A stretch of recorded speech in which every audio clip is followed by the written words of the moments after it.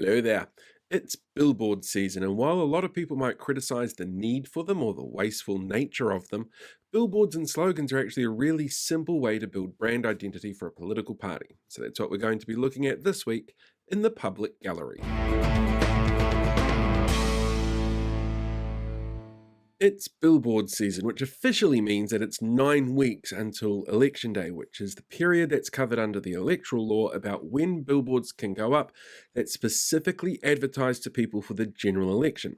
There are always going to be political parties and politicians who try and get around this using things like public meetings that are fully branded right up until this period, but they're not technically covered under this law. But billboard season has a couple of really interesting elements to it. Like, for a start, we finally get to see in all their glory the political slogans that are being used. And they're really important as a way of being able to almost distill the information and distill the perception political parties want you to get from them. And that's going to be the big focus of what we're dealing with today in this episode. But there are a couple of other interesting elements around billboards that you kind of need to be aware of. And there's little legal things like the fact that a billboard for an election can technically be bigger than a billboard for a local body election or advertising a business. There are some really strange rules in place as well about how you can advertise on roadsides. It's different for each region that you're in, and you'll find in some locations like Tamaki Makaurau, Auckland, you've got very dedicated spaces just for these signs, and it ends up just being a crowded mess of noise. A lot of noise, which makes you wonder just how effective this kind of marketing is. And then on top of that, you've got an actual physical issue with most of the signs. They're made of something called corflute, which is a type of unrecyclable plastic. It's a lot of money for a very brief window that these can be used before they end up just adding to landfill. And that's a real concern. So, why do we keep using billboards and slogans? Well, because it's a really simple, effective tool, really, for brand awareness. And each of the parties want brand awareness. And that's where these slogans come into play. Some slogans are really specific, some slogans tend to be a lot more broad. And ideally, you want a slogan that's going to distill the ideas and values of your political party that you, maybe as a candidate, share, or that as a politician trying to push the party, you want everybody to be aware of. The best slogans that we've seen come through in this country tend to be broad and tend to make people think about what's on offer for them while maybe talking about society as a whole. And there are some really fascinating examples throughout history of really weird political slogans that have done the trick. Just have a look at somebody like Richard Nixon, President of the USA back in the day, 60s and early 70s, whose campaign slogan was "You can't lick dick," which is yeah, a choice, and not a slogan that would stand up today. You couldn't get away with that today. And so they don't. They do things differently now when it comes to our political slogans. And Aotearoa being its own place with its own unique cultural identity that's been evolving over the last 40 to 50 years, we see a lot of that also come through in slogans mixed with the political rhetoric of what we see from around the world and other parts of the country. It's a really fascinating tool from a marketing perspective. So today, when I sit down and talk to the gallery, we're going to be talking around political slogans. We're going to go through some of them, and some of them you probably already know. Some of them you might be wondering what on earth they actually mean, and we'll do a little bit of a dive into that as well. So it'll be really interesting to get their perspectives on these, because you can also kind of see people's biases and how they're looking at voting when you find out what they think of these distilled visions from political parties. So we're going to do this slogan by slogan, party by party, and we'll get the feedback from our gallery members, which this week is Sam and Art. We'll find out what they think of the slogans and whether or not they think they work, and we'll find out a little bit more about exactly what the slogan is actually meant to say as well. And let's start off with Labour. They were the ones that had an actual announcement about their slogan. They had a separate standalone event where the Prime Minister and Deputy Prime Minister in Auckland invited people along and said, "We're in it for you." Okay, so I think the Labour Party slogan sums up their whole mentality. Like, whether you think that they are, terrible at it or not, they've always been, for the past 107 years, the party who's in it for you. And in that case, you is the masses, the hoi polloi. They're in it for as many people as they can be at the same time, and their slogan, I feel, says exactly that. The Labor government, uh, was there when the COVID lockdown happened, kind of supported us through that by providing a lot of schemes for people who come down with COVID. So that kind of slogan matches with what I guess they're campaigning for, as the current administration and government looking to extend their term. But it will come down to who wins that election. But in it for you is quite interesting. Another comment I would make on that is a lot of the Labor MPs have been following on Facebook, like ghost following, if you call it that, just kind of sneak peeking, seeing what they're up to. Um, the font is quite interesting, and it triggers me a lot because sometimes the font is like the actual "in it for you," like it looks cool, and then you got the basic font, it's just like "in it for you." It's like, why did you make that whole design of like the large for you? It just triggers me. One of the first things I learned about slogans when I studied marketing at university was that you need to have one that doesn't promise anything specific, because then it comes down to how it makes you feel. And a slogan that is there to take you on a journey about feelings is much more effective and much safer. If you don't feel the way that you think you should because of the slogan, that's on you. That's not on the person that's pitching the slogan. And the Labour slogan is very much in that vein. It can be really broadly interpreted. You could be you as an individual, or as part of a group that you're a member of, or society as a whole. And it for you is really broad. And it is on message with the sort of things that we've seen Chippy do since he took over as Prime Minister. His bread and butter outlook is very much about you in general and trying to make things easier for you. The opposition party, though, National, they're a little bit different in both their slogan and their approach. They're much more focused on individual gains, but at the same time pitching ideas about tough on crime and society falling to pieces. And their slogan very much falls into that. Their slogan, for an organisation that's not really big fans of public transport, is all about getting New Zealand back on track. Despite National trying very hard to get into uh, government for the election coming up, they get New Zealand back on track gives me kind of New Zealand first vibes. It's like we've been saying this for so long. New Zealand is actually a thriving country right now. Despite the cost of living, we're actually doing quite well in terms of keeping stability. We're not got people homeless. I mean, there is people on waiting lists, but what I mean by that is that we're actually living a luxury life. We've got computers, we've got smartphones, we've got actual technology, big billboard screens. I don't think we're doing, uh, uh, I don't think we're doing anything wrong. I think we are progressive as a country. So when we say get New Zealand back on track, we're not in the 1980s or 1970s. We're actually on track to upgrading the country with nice technology and such. Yeah. It is really just it is the lead opposition slogan. Like, you could give that to any opposition party going into an election, going back to the first time that we got our own parliament. It's pretty generic. What does back on track look like? The John Key years? Because I don't remember them fondly. And also get New Zealand back on track. It's like a bit funny for the party who is so opposed to all kinds of rail transport and light rail transport to use a track analogy. In terms of slogans that are a bit vague but kind of hopeful, or about the potential of what we can unlock, the Greens kind of nailed it this election. Their slogan, "The time is now," doesn't promise anything. It doesn't say exactly what the time is now for, but that's left open to interpretation for you. It could be their tax policy, their environmental policy, their education policy. It could be a number of things, but the time is now for change.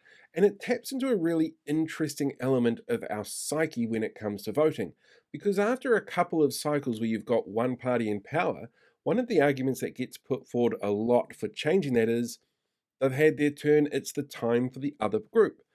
And the Greens are trying to argue against that, while at the same time kind of arguing for it. It's a bit vague.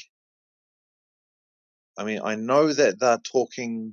Well, I mean, I know just because I am, a politics and media nerd, that they are talking about climate change when they say the time is now.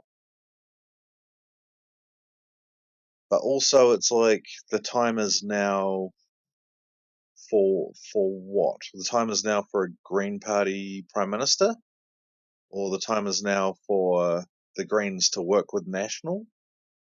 Like it just seems a bit vague. I mean, yeah, I know what they're talking about. I'm pretty sure that they're talking almost exclusively about climate change.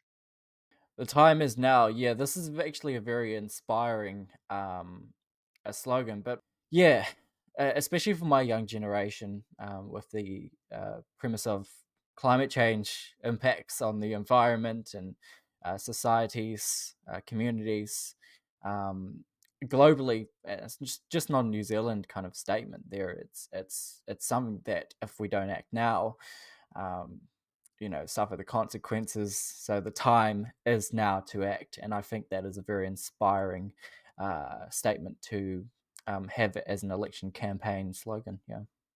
I always find it really fascinating that parties get kind of pigeonholed, and the Green Party very much gets pigeonholed around environmental issues. But they're one of the only parties in Parliament at the moment who have released fully costed policies. Their tax information that they've put out would see a wage increase or a general increase in funds for most people in the country. There hasn't been a huge amount of media discussion about that. There has, however, been a huge range of media discussion around ACT and their policies, and lack of critical thought or comprehension about just how damaging they could actually be.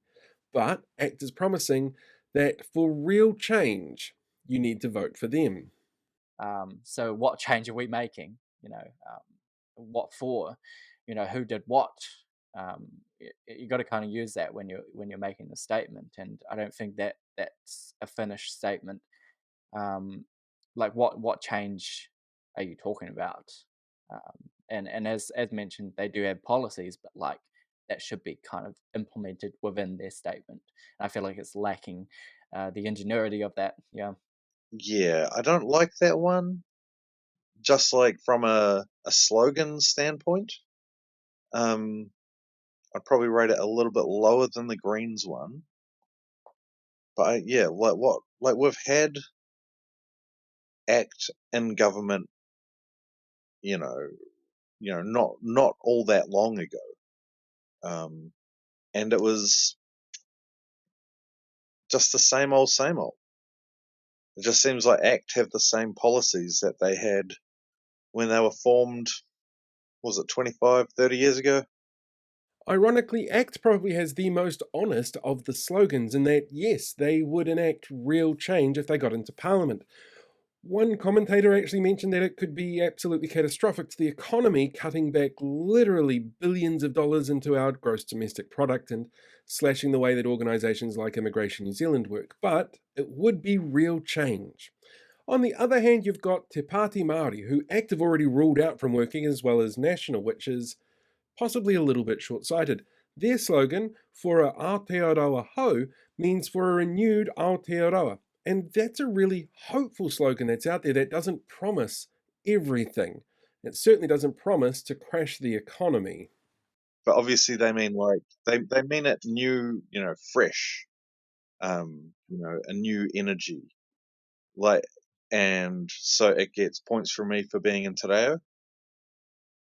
Like, what other parties have even tried? It's there, but it's not strong like maybe the National or the Labour Party ones are. But it's also not threatening like the New Zealand First one is. I know the Māori Party's goal is to give Māori people better rights, better living situations, and better focus. And I think that the Māori Party, being in Parliament, is a very good standpoint. I mean, without them, those people were forgotten, if that makes sense. Our culture, our heritage, our history. And I do think that driving force toward um, some sort of constitutional change in a way, as necessary for a progressive country where we include everyone, and get rid of the obvious racism that is embedded with right wingers and conspiracy theorists. I think that that slogan is very regenerative and uh, powerful. Yeah. Te Pāti Māori, though, this election season have been the target of mass amounts of vandalism towards their signs. People going around and removing the word Māori from their signs. It's disrespectful, it's racist, it is really horrible to think that there are New Zealanders out there that would push this kind of rhetoric. Speaking of which, our next election slogan comes from exactly one of those individuals, Winston Peters' party New Zealand First, and his slogan, "Let's take back our country," which harkens back very much to the Make America Great Again style of campaigning, which Winston once turned around and said Donald Trump got from him. Winston Peters has been in the game for a very long time. We all know that. He's older than me, much older. He's been in politics for yonks. But I think that just sounds a bit cringe. Really kind of a statement where it aligns more to conspiracy theories than actual progressive policy and implementations. Yeah. Yeah, let's take back our country is so Trumpian. And you look at the people who have like spiraled into this year's New Zealand First list, and they are the worst of the pandemic people. Like the people who were the worst during the pandemic, the people who were the worst around vaccinations and isolating and all of that. Just the absolute, these kind of QAnon people who have, gone on into New Zealand First. And you can see Winston just looking around and saying, all right, who can I gather up? Who can I trigger with our catchphrase, our statement this year, our slogan? Let's take our country back. And you kind of think, let's take our country back, ... by force if we need to. It just seems threatening. It feels, more fascist than normal, which is surprising because of the party it's coming out of. And it just really seems like, let's take us back to the good old days. Let's make New Zealand great again, like it used to be when we used pounds and shillings, and going to the movies cost a 10 pence, and Jaffas were a penny each. One of the fascinating little factoids about Winston Peters is if you go into our National Archives and do a search for racism, his name is one of the top search results, and there's a reason for that. For a number of years, he has used othering as a technique to try and win elections. He's attacked Pacifica people, Asian people, Pākehā, Māori. He does it on a regular basis, and it's a really old, tried and true trick that gets him the votes. And that's really scary. This week alone, he's already started doing that to trans people, demanding that they start putting in place guards at bathrooms to check people's gender. That's a fascist move right there. And this is a guy that's done everything he can to try and remain in power. So when he turns around and says, we're going to take our country back, that's a threat. The next group that's also as threatening is the Freedoms Coalition, or Freedom's Umbrella Party, the Brian Tamaki Sue Gray party that's made up of a bunch of interesting individuals, shall we say. Their slogan, we stood then, we stand now. Well, they did a lot of things then as well. They pooped in a playground and then burnt it down. Are they going to do those things now? Like, you don't want to hear about some MP who got in on, getting over 5% or whatever, just pooing on Parliament grounds. Because when I think about those people who stood then, I don't think about the people who were there first with real concerns. I think about the people who were there last, throwing cobblestones at police, then pooping in the playgrounds and the bushes, and then setting fire to everything and saying, oh, it was a false flag attack. And then it later being revealed that the people saying it was a false flag attack were the people with the lighters. So that's a threatening one, and not in a, oh no, a major party might lose votes to them, but just in a,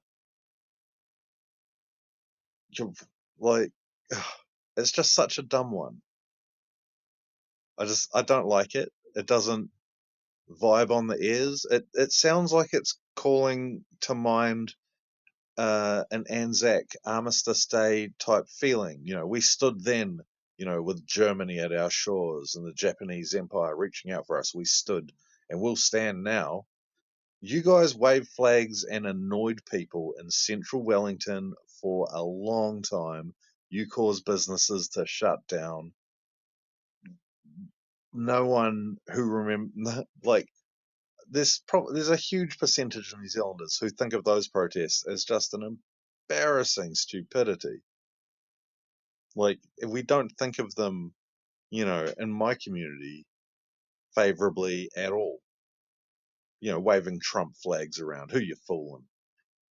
It sounds more of a parliament protest kind of anti-vax statement there. And I think that, if we as a society were not to include vaccinations, and rollouts of vaccinations and keep our population protected against serious illness of viruses that emerge, I think that we are going to be a population that's not going to be healthy. And let alone our population will probably decline if we don't have health measures in place. So that statement there, it just complete off five with me. I don't like it completely. That's just from a personal standpoint, and I think that and I have to say it stresses me here. How does the New Zealand election firm, when they register these sort of parties, allow these types of statements to be, included? Like, yes, freedom of speech, yes, right to say what you want, but seriously, you're running a professional party here, and it just sounds like you're just one-siding the whole country.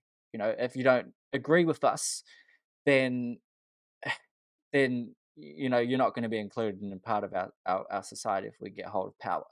It's just ridiculous. I don't know how they get approved, honestly. Rounding out our list of the most prolific political parties is TOP, the Opportunities Party, who have always been seen as a little bit of a battler, kind of different to what's out there, but they've always struggled as well to reach that 5% mark, having never had an MP in Parliament. Their slogan this time round? A fresh choice.